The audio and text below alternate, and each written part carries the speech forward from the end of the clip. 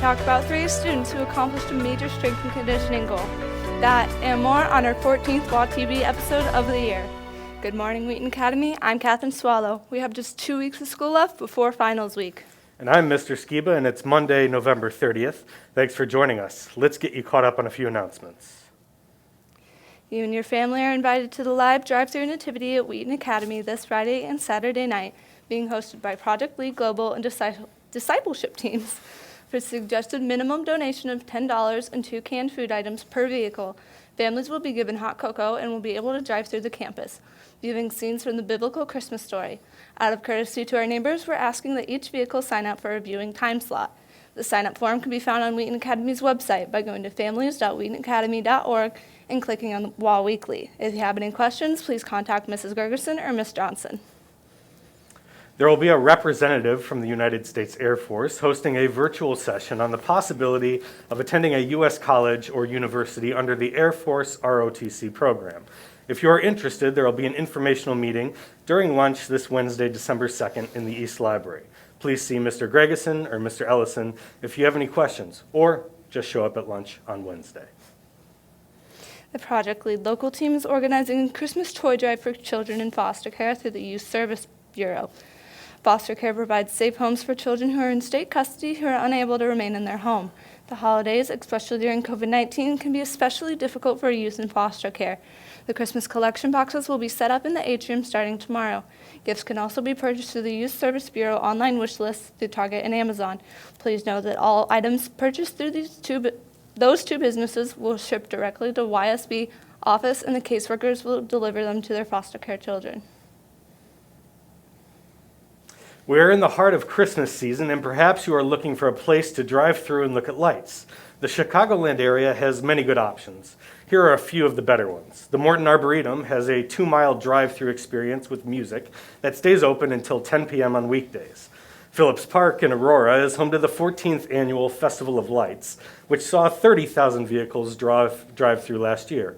This experience is free, although they do accept donations. And of course, if you want to venture to downtown Chicago, the Magnificent Mile is a great place to look at the holiday lights and maybe even do a little shopping. With very few sports this past fall, students look for other ways to get involved, like co-curricular clubs. One of those clubs, led by Mr. David Rivera, had anywhere from 8 to 25 students participating on any given week. Disc golf has become widely popular during pandemic life. This non-contact sport is a great way to get some exercise and still stay socially distant. 2 seniors, Jason Teagle and Jacob Williams, recently entered a disc golf doubles tournament, and Wes Kersey was there to capture the moments. While the pandemic has shut down most sports, disc golf is a rare exception. It takes place outdoors and allows for proper social distancing. Throughout the fall, WA students have gathered Friday evenings and played 18 holes. Earlier this month, Jacob Williams and Jason Teagle were able to take it one step further and participate in a mini tournament. I started playing Frisbee golf.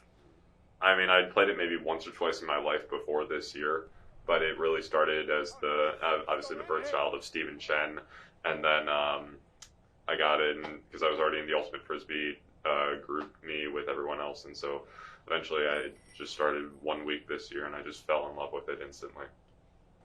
I was first wanting to enter a tournament in general, and I was going to enter a singles tournament, and so I had emailed the tournament director asking what was going to happen, and he referred to me to the November doubles tournament, which is what me and Jacob played in.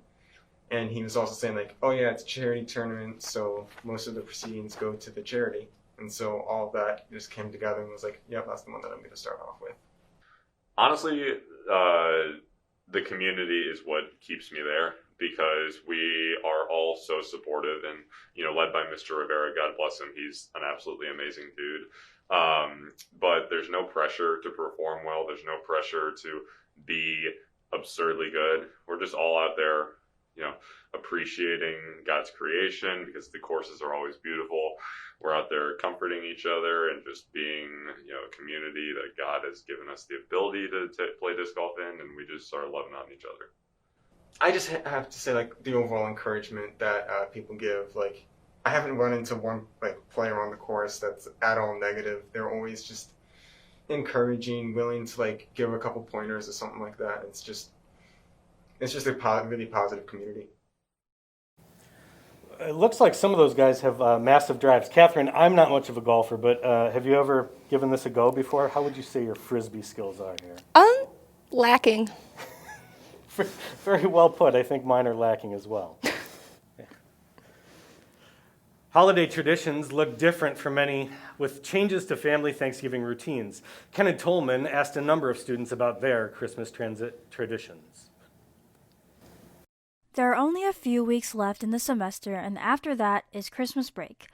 I interviewed some people and asked them about their family Christmas traditions. We usually go to church on Christmas, and then we have our brunch after that, and then we have a big dinner after that. We don't do any, every year we do the same thing, but one thing we do, and I recommend doing this, is have a great time. Usually on Christmas Eve, we like to open one present as a suspense for the day to come. And then on Christmas Day, we wake up, we open presents, we do fun things throughout the day. We watch movies, we make cake, eat cake. We just like to just chill inside and just spend time together as a family. We typically do just a long family walk on Christmas Day, so whether that's just on the prairie path outside of our house or if we go to a forest preserve or something specific, it's just something that we love to do to get outside on Christmas days. It's typically a lazy day. We all gather on Christmas Day, and everybody brings something to contribute to the Christmas meal. We open gifts, we play with the kids and have a great time, and just as a fun aside, I think it's completely and totally acceptable to play Christmas music before Thanksgiving. Josh Burek, what? Because of COVID-19, many of us won't be traveling. Here's what these people recommend doing if you're spending your Christmas break at home. Spending time with your family is really important, and really enjoying that time that you have with them, because that time is limited, and to just enjoy it while it's there. I recommend you just make the best of it, hang out with family a lot, and just have a great time. Do something with your family, watch a movie or play a game, or just talk about what you're thankful for. Just be there with them and just do things with them. Just make sure that you're being outside and in the world, I guess, even though you have to be separate, but it's just fun to just kind of look around and see the creation around you. Lots of Christmas movies, and bake some good old Christmas cookies, and have a Christmas dance party. Although the holiday season looks different this year, people can still have their Christmas traditions and spend time with their family over Christmas break. From WAtv News, I'm Kenna Tolman. I know a tradition for my family is we always have the same food every year. Oh, same here. Clam chowder for us. What is it? What is it for you? Salmon ball. Salmon ball. What is a salmon ball? It's like salmon. It's in a ball. In a ball. And it's got almonds on the outside. I think everything tastes better when it is in ball shape. But that is true. You got meatballs, you got salmon balls. Yeah. And speaking of traditions, Beaton Academy has hosted a Christmas soiree for a few years now. Since the Lake Michigan cruise is out, Student Council had to think about alternative options. Kelly Bickhart and Evan Shelton tell us what the new plan is. You know what this means, Beaton Academy? Christmas is right around the corner, and this year we have something super special planned for you guys.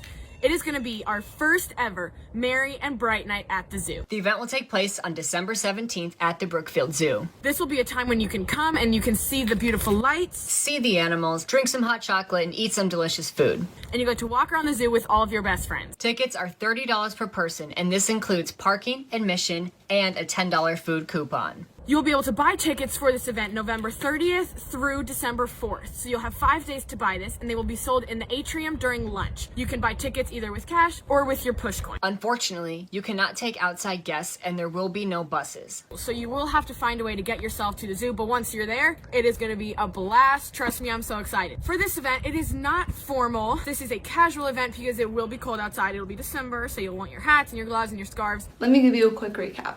Our first Merry and Bright Night at the Zoo will take place on December 17th at the Brookfield Zoo. Tickets are $30 and are on sale from November 30th to December 4th. That's the only time you can buy them. They will be sold in the atrium during lunch. You can pay for your tickets using your push coin or cash. Unfortunately, you can't bring guests and there won't be any buses, so you'll have to find your own way of transportation. This is not a formal event, so you can come dressed in whatever you'd like, but remember, it will be cold. If you have any questions, feel free to reach out to me, other student council members, Mr. Holtrop, or Miss Spittler. Merry Christmas. This is going to be such a fun event, guys, and I cannot wait to share it with you. The first ever Merry and Bright Night at Brookfield Zoo. Merry Christmas!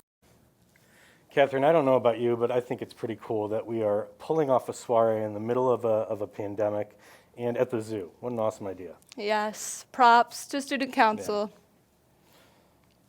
Movies and television shows are a huge part of people's Christmas traditions. Reporter Madison Cavan tests out 2 students' knowledge of these popular holiday movie quotes. Please play along with them. What's up, Wayne Academy? I'm Madison Cavan from WAtv, and today we're going to be playing Guess the Christmas Movie by the Quote. I have my 2 contestants here, Caleb Cruz and Vander England. We are going to start with Vander. Okay, quote is, "God bless us, everyone." A Christmas Carol. Ding, ding, ding, correct. 1 point for Vander. Okay, next one goes to Caleb, okay? Ready? I think so. "You'll shoot your eye out, kid." Quote is, "You'll shoot your eye out, It's very kid." close to the last one. It is? What does that mean?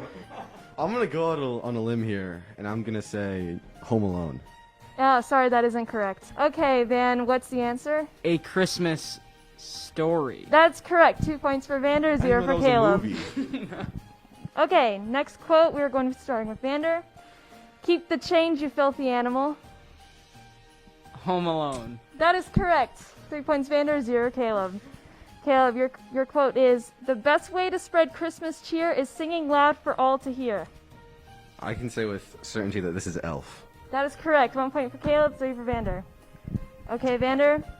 "Maybe Christmas, he thought, doesn't come from a store. Maybe Christmas perhaps means a little bit more." The Grinch. That How is- the Grinch Stole Christmas. Yes, that is correct. "Every time a bell rings, an angel gets its wings." It's a Wonderful Life. That is correct. 2 points to Caleb. Okay, ready, Van?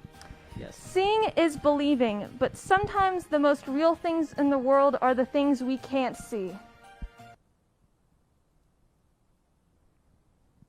How the Grinch Stole Christmas. I'm sorry, that is incorrect. Could you repeat that? "Seeing is believing, but sometimes the most real things in the world are the things we can't see." Santa Claus. Sorry, that is incorrect. Okay, so now what I'm going to do is I'm going to give hints about the movie, and whoever can guess first gets it. Okay, ready? This is a story about a kid who gets on a train to Polar go... Express. Yes, you're correct. First try. That's a point for Caleb, so it's 4-3 now, correct? Okay. People are gonna hate me for that. Are you kidding me? I feel like everyone loves that movie. Oh, Christmas isn't just a day, it's a frame of mind. Rudolph the Red-Nosed Reindeer. I'm sorry, that's incorrect. Vander, do you have a guess? Christmas with the Cranks. I'm sorry, that's incorrect, but that's a funny movie. Okay, so now I'm going to give hints. Clearly, you both have not seen this movie. The answer is Miracle on 34th Street. Nobody's walking out on this fun, old-fashioned family Christmas. Wait, no. Wait a minute. Oh, I was so sure of it. Christmas with the Cranks. Sorry, that is incorrect. Caleb? National Lampoon's something. Do you know the title? Christmas Vacation. Yes, you're correct. Now we are tied up 4-4. There is a certain magic that comes with the very first snow. For when the first snow is also a Christmas snow, well, something wonderful is bound to happen. Frosty the Snowman. You finally got it correct. Now we are 5-1 with Caleb in the lead. I mean 5-4. 5-4. In spirit, it's yes. 5-1. Isn't there anyone who knows what Christmas is all about?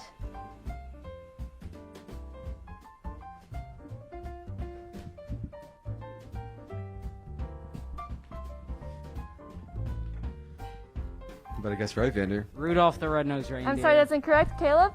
A Charlie Brown Christmas. You are correct. The points are now 6-4. Caleb, here is the very last quote. Seeing isn't believing, believing is seeing. This one's Santa Claus. Yes, that is correct. Caleb Cruz is the victor, 7-4. Good match. Good match. Okay, so that has been our game. Thank you for joining us, and I hope you get to watch tons of Christmas movies this season. Have a good day. Okay, Skiba, guess the quote. I pledge allegiance National to Lampoon's Christmas Vacation, obviously. That's a softball, Catherine. It's my favorite movie. I love that. In the history of Wheaton Academy's strength and conditioning program, we have had only one student in the 1,000-pound club. At the end of last week, we increased that number to 4. My co-host, Catherine Swallow, was there to talk to the athletes as it was happening.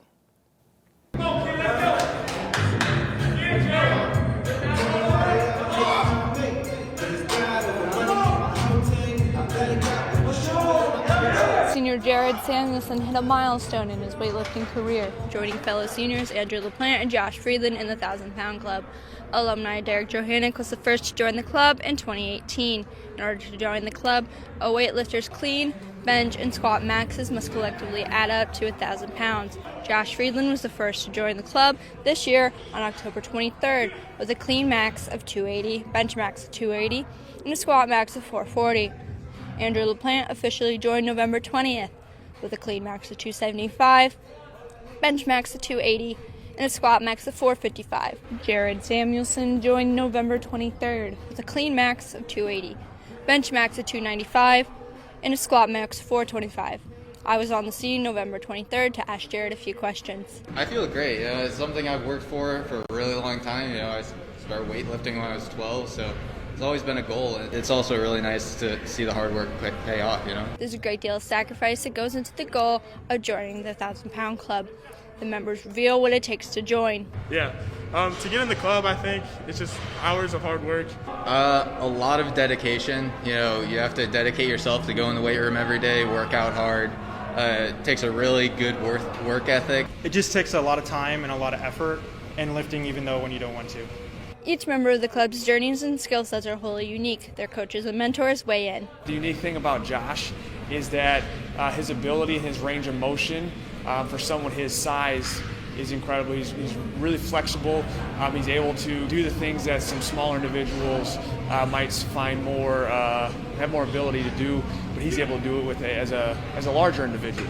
Andrew LaPlante's story is pretty cool. He came to me after his sophomore season and he just said, I need to get better and I'll do anything it takes. We worked on his nutrition, we worked on his speed, we worked on his size, we worked on his strength, just made it to the 1,000-pound club. I think that's just a testament to all the work behind the scenes that he had to put in. Jared, for him, is just his work ethic, but he has really worked to put the size on and the strength on over these last year and a half and embrace the role of a defensive end and offensive lineman. While interviewing each member, they all told me the same thing. Their only reward was a t-shirt.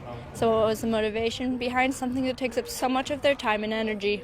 Weightlifting is really helpful in football. It's the number one thing that will help you get better in competition. But also just from a young age, I've always just loved lifting weights. So, it's always something that I've had a passion for. Coach Johannick and Coach Swider motivated me to join the club, and Andrew and Jared also joined the club, so those guys motivated me along the way. My junior season wasn't it didn't go as planned, so I really wanted to work in this weight room as much as possible, get my numbers up so I can dominate on the field. Andrew also said alumni Derek Johannick and his teammates were a source of his motivation. I asked these boys, what are you going to do now that you've already hit 1,000 pounds? They all gave me a similar answer. I'm going to keep working and get stronger. The drive in these boys is admirable. Congratulations to Wheaton Academy's newest 1,000-pound club of members. This is Catherine Swallow from WAtv signing out. So going into this video, I didn't really know what to expect, but coming out, I was so impressed with just their hard work and dedication. So much hard work. I know who I'm calling next moving day, right? Yes. For this week's Community Scoop, here's Mr. Thornton. Good morning, Wheaton Academy. Today is week 16, day 63 of in-person learning. I continue to be incredibly grateful to be a part of this school community. And today I just wanted to offer 2 quick bits of encouragement to us as a school community. First of all, we have 3 weeks until Christmas break, 2 weeks of learning, and then a week of finals. And my encouragement to us is that we would continue to be vigilant in observing the guidelines that we've been observing since day one of in-person learning. Please keep your masks on while indoors, covering up your noses, and maintain social distancing when possible, especially during lunch. If you're staying on campus for lunch and those masks are coming off, please be mindful of maintaining distance at a desk where you can eat, and we will have a successful run here to finish up the semester. I'm confident of that. Second, I wanted to acknowledge that we are transitioning out of the Thanksgiving season and into the Advent and Christmas season. Yesterday, our focus in church for the first Sunday of Advent was on the concept of hope. And I was just struck by the reminder that our hope is not in things that we traditionally place our expectations and hope in. Our hope is not in getting through these 3 weeks to make it to Christmas. Our hope is not in a grade on a test or admittance into a highly selective college or university. Our hope is not in a political party or candidate. Our hope is in a person whose name is Jesus. Jesus Christ is our hope. As we focus on his coming this Advent season, I just wanted to offer you that reminder that our thanksgiving can translate into gratefulness and gratitude for the hope that is found in the person of Jesus Christ. I'm going to throw it back to the desk and 4 things you need to know. Thank you. Thank you, Mr. Thornton. Now let's get you caught up on the 4 things you need to know. Number 1, consider attending the drive-thru nativity this weekend and donating to help our Project Lead teams raise money to support their projects. Number 2, we'll have Advent chapels all through the month of December with our first 2 on Tuesday and Friday of this week. Number 3, tickets are on sale this week for our December 17th Soiree event. Come to the atrium at lunch this week to purchase and reserve your spot. And number 4, as these final weeks wrap up, remember to wash your hands frequently, drink plenty of water, and get a good night's sleep. That's all for us today. Be sure to check out our Instagram at WAtv to stay up to date with our content. Thanks for joining us, and from all of us in Studio 22, have a great day.